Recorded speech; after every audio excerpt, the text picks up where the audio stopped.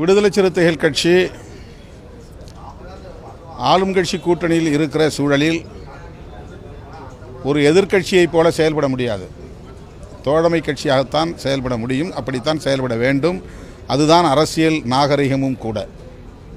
அந்த வகையிலே நாங்கள் ஒரு தோழமை கட்சியாக, அதே நேரத்தில் மக்கள் பிரச்சனைகளை வலுவாக பேசுகிற கட்சியாக, பாதிக்கப்படுகிற மக்களுக்கான நீதியை கோருகிற கட்சியாக இயங்கி வருகிறோம்.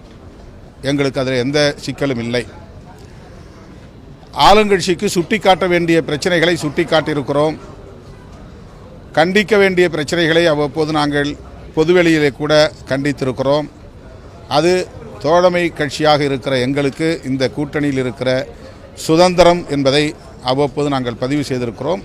இப்போதும் பதிவு செய்கிறோம்.